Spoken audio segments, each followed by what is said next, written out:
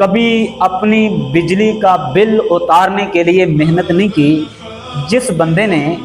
کبھی اپنے ماہانہ خرچے کے لیے محنت نہیں کی، اور جس بندے نے اپنے بچوں کی کبھی فیس ادا کرنے کے لیے محنت نہیں کی، جس بندے کو یہ پتہ ہی نہیں ہے کہ ٹوٹے ہوئے روڈ پہ کیسے چلا جاتا ہے، اور جس بندے نے کبھی ٹوٹے ہوئے روڈ پہ چل کے دیکھا ہی نہیں ہے،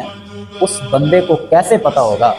کہ ایک غریب گھر کا ماہانہ خرچہ کتنا ہوتا ہے۔ جس بندے نے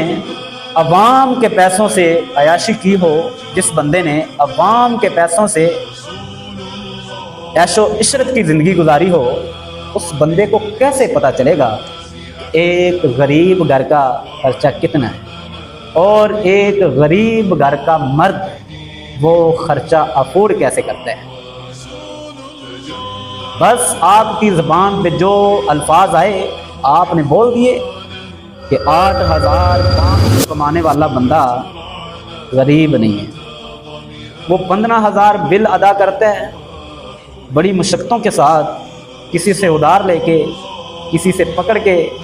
تمہیں میں بعد میں دے دوں گا، لوگوں کے احسان لے کے وہ بندہ اپنی بجلی کا بل اتارتا ہے۔ اس کی ماہانہ آمدنی کتنی ہے؟ 8,500، لیکن یہ غریب نہیں ہے۔ شہباز شریف صاحب، C M Punjab madam Maryam Nawaz صاحب اور باقی ذمہ داران، ذرا آپ کو یہ بات اپنے ذہن کے اندر رکھنی چاہیے، ذرا آپ کو یہ یاد دہانی کراتے چلیں کہ یہ جو اقتدار آپ کے پاس ہے یہ عیش و عشرت کے لیے نہیں ہے،